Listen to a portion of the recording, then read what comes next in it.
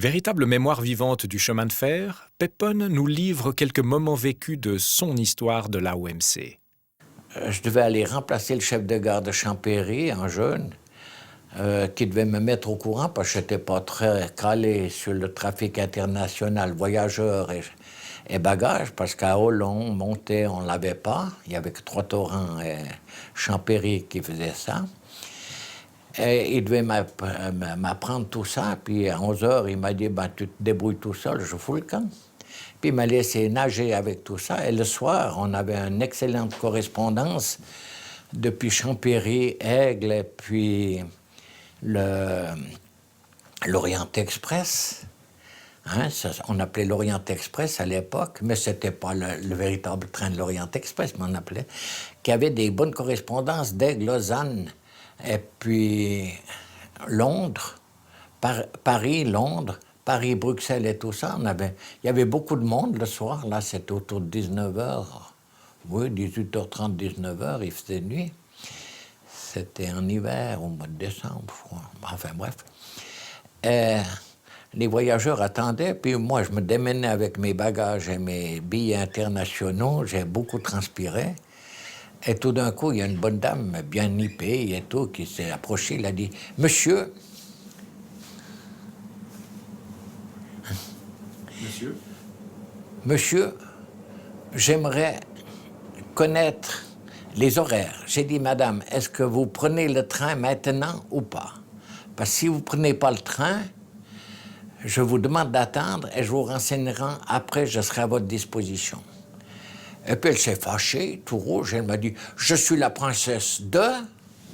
et tout. Alors je lui ai dit, écoutez, madame, toute princesse que vous êtes, je vous remets l'indicateur officiel des chemins de fer suisses qui correspond au chèque français, et vous vous débrouillez avec ça, puisque vous êtes princesse, vous êtes plus intelligente que moi. Et j'ai dit, à propos, comment se fait-il qu'en France, ça, je vous pose une question, madame, comment se fait-il qu'en France, après toutes les révolutions que vous avez faites, les têtes coupées, il existe encore autant de nobles en France? Et puis, est-ce que vous êtes princesse de sang ou princesse par mariage? Oh, c'était quelque chose un éclat de rire dans dans la salle d'attente qui est près du guichet. Là, il y avait en tout cas 15-20 personnes. Hein? C'est un éclat de rire général. Elle est partie en furie. Et puis, quand le train est parti, tout ça, il n'y avait plus personne. Moi, j'étais libre, non, j'étais encore à la gare. Il arrive un bonhomme, là, aussi, très, très gentil, dans les 60 ans et tout, 55, 60 ans. Il me dit, c'est vous qui étiez là tout à l'heure au guichet? J'ai dit, oui, pourquoi? Il m'a dit, mais c'est vous qui avez une altercation avec une dame? J'ai dit, oui, pourquoi? Ah, j'ai dit, il m'a dit, il faut que vous m'expliquiez parce que c'est ma femme. Elle était tellement en colère qu'elle ne pouvait pas m'expliquer ce qui s'était passé. C'est la première fois que je l'ai vue comme ça, et ce qui l'a rendue muette. Alors, ça devait être très bien. Alors, je lui ai expliqué. Il m'a dit, alors, vous aviez mis le doigt sur la plaie, parce qu'elle est princesse par mariage et non de sang. Et ça avait été... le bonhomme, il m'a payé, on a bu 3 décis ensemble. Puis il m'a dit, vous êtes là plusieurs... J'ai dit, oui, je remplace plusieurs jours. Il m'a dit, vous permettez que je revienne vous trouver le soir, là, quand vous êtes libre? Oh, je dis, oui, c'est avec plaisir. On a eu des bonnes discussions, tout prince qu'il était. Hein. Mais je ne me rappelle plus ni son nom, ni son fourbe. C'est trop vieux, hein. C'est dans les années 63, 64. Comment est né votre surnom? Pepone. Ah, ça, c'est tout un problème. J'avais un copain de travail, André Moret, qui avait appris Wattman contrôleur, chauffeur de car et commis de gare pour des raisons de santé. Et les deux, quand on avait des divergences, on pouvait s'engueuler 1 heure et demie. À Montet, c'était à la gare de Montéville, ça se passait. Et tout d'un coup, il a passé le film de Don Camillo.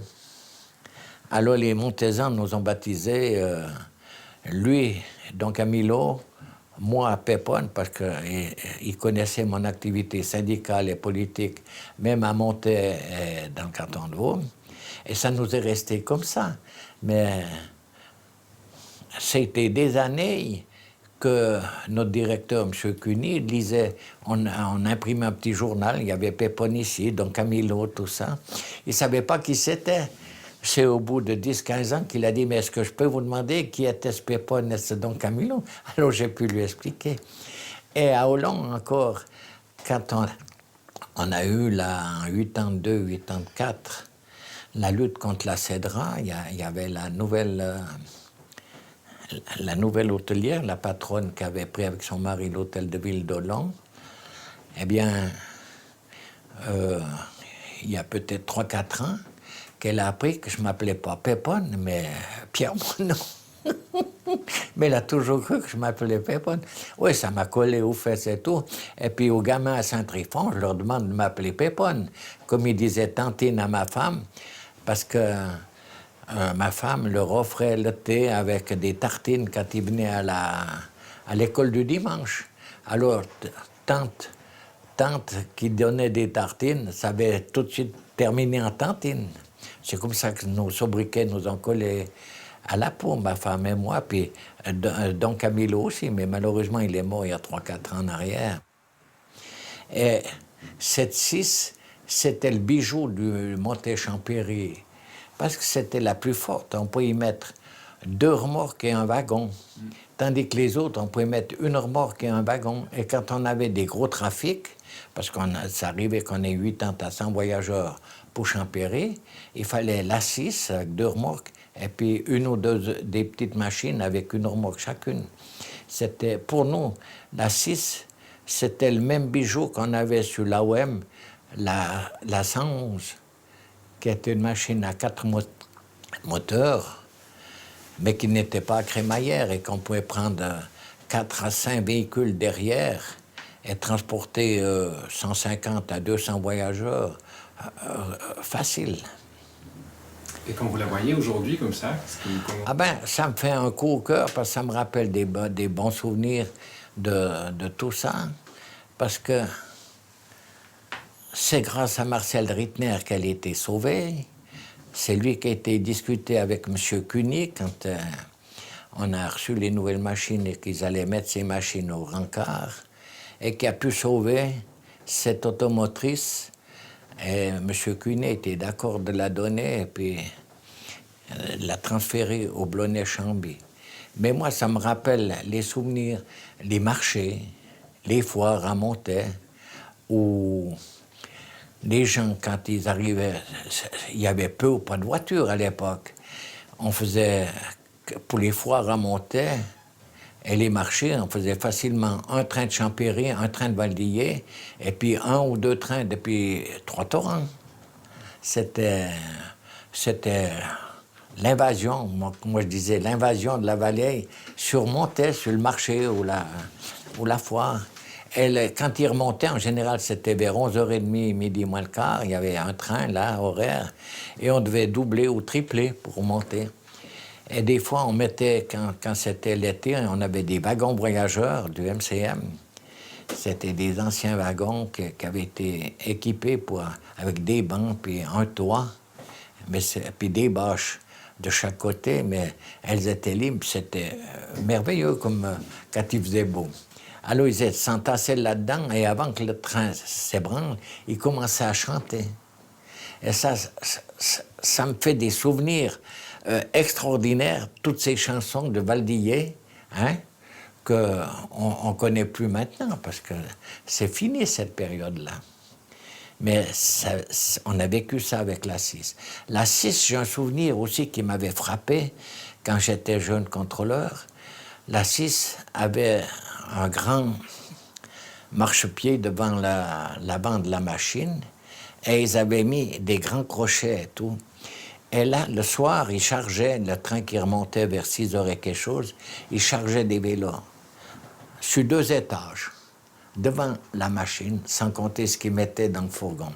Parce que les gens, à l'époque, il n'y avait pas de correspondance pour le premier train pour arriver pour le travail à Montet. Alors, ils descendaient en vélo, et c'était compris dans l'abonnement qu'ils prenaient.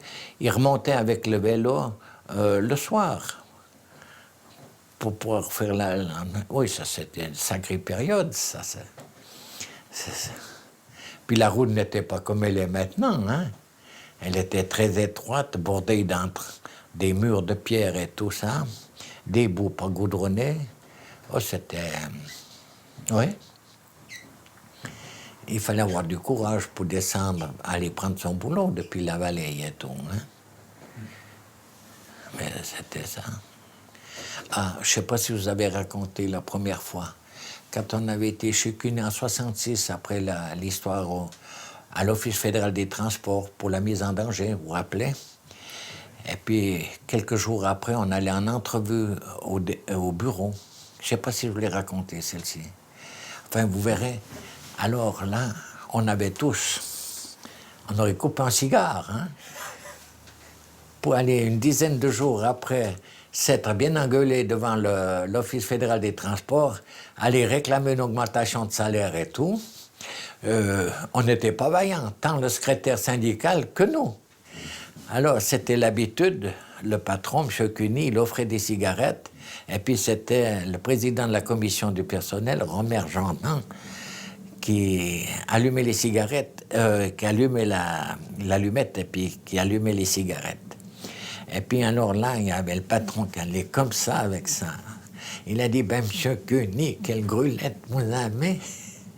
Il a dit, et moi, j'ai rien à vous reprocher, ça allait comme ça. C'est un éclat de rire général, et on a fait une merveilleuse entrevue, hein. On a pu arriver à régler les problèmes, parce qu'on avait de la chance avec M. Cuny, il n'était pas rancunier.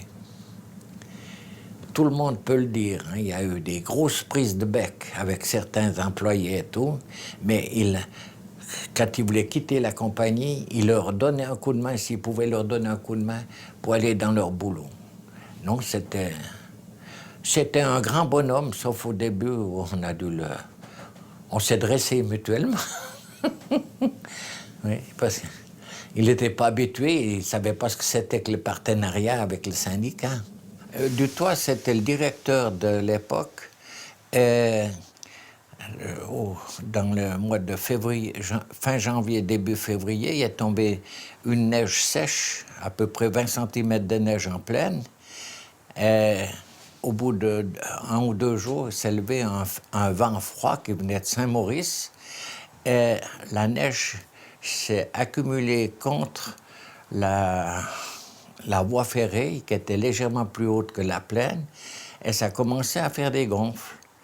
Et les gonfles sont venues tellement hautes que chaque train qui passait, ils n'étaient pas aussi nombreux que maintenant, on en avait 12 allers-retours, eh bien, il fallait que la machine avec le chasse-neige passe juste devant. On roulait, les Wattman, il fallait faire très attention, on roulait à 30-50 mètres de la machine, l'automotrice qui avait le chasse-neige, et à force de chasser comme ça, ils ont dû mettre le service de la voie, une partie du dépôt et quelques membres du roulement pour creuser avec des pelles et enlever la neige pour que celle qui venait puisse avoir et que le train puisse circuler. Ça a duré 2 ou 3 jours, mais les congères ont duré en tout cas 1 mois et demi, 2 mois avant d'être tout fondu. Ça avait été une lutte. Et seulement se faisait, on le sentait depuis la route cantonale au passage en Bruet, là, jusqu'à Saint-Trifon-Gare. Mais après, plus rien. C'était juste là. Et nous, on pouvait manœuvrer encore à Villiers ou à Saint-Trifon-Gare. Il y avait peu ou pas de neige. Mais là, en plaine, c'était la cata. C'était pas drôle. On a vécu... Et surtout les hommes qui étaient au déblayement de la neige, c'était pas rigolo, hein. Ils devaient couper cette neige qui était tassée et ferme, couper avec les pelles et puis les chasser un peu plus loin, du côté contraire à ce que le vent venait, pour que la neige puisse avoir la place et que les trains puissent circuler. Ça, c'était un souvenir inouï. Moi, je venais de commencer à fin novembre. J'étais sidéré de voir tout ça, hein. Il y a eu un orage, comme une trombe. L'usine, atteinte par la foudre, a déclenché. le sous-chef de dépôt, Robert Jourdan, m'a demandé de l'accompagner pour aller voir si on pouvait remettre l'usine en état. Quand on arrivait, il y avait des barres de cuivre de 4 à 5 mm d'épais, de 10-15 de large, qui étaient fondues et tordues. Alors on a vu, la foudre avait atteint même la cuve où il y avait je ne me rappelle plus ce qu'il y avait dedans, qui servait à passer le grand courant en 900 volts pour nous. Et là, alors, je me suis souvenu qu'au début de ma carrière, avec le chef de dépôt, on avait été... À l'époque, les usines n'étaient pas aussi modernes que là. Elles déclenchaient souvent. On avait été avec l'ancien chef de dépôt Dufaux. Il avait installé un système de... Comment? Comme pour rattraper, pour avoir le courant de montée sur règle, il avait installé une espèce de passe, mais sous le toit, qui n'avait rien à faire avec, sous l'avant-toit, qui n'avait rien à faire avec l'usine elle-même. Et il a fallu chercher, et on l'a trouvé, parce qu'on avait un train de 100-120 personnes qui allait de Champéry à Aigle. Et autrement, on était foutus. Le train s'arrêtait à Billy, et puis on aurait dû transporter en auto. Comme ça, ils ont pu passer, malgré que la tension était très basse. Mais c'était ce souvenir de ces... L'eau descendait des vignes, 10-15 cm de haut, et ça ruisselait jusqu'en bas de l'usine, mais à l'usine, elle avait été mise hors service par la foudre. C'était du bricolage qui était très, très réussi parce qu'il supportait le courant de 800-900 volts en continu, hein, c'était pas rien. Il fallait faire attention, pas se faire... déjà à l'usine, quand on était voir avec il y avait encore la foudre qui tombait et tout ça, c'était pas rigolo. Il y a Robert Jourdan qui m'avait vu, il m'a dit « Il te faudra marcher sur les planches, parce qu'autrement on va se faire déguiller. » Parce qu'il y avait des planches, hein, pour qu'on soit bien isolé. Hein. Il y avait un même orage qu'on a eu là pour l'usine de Villy.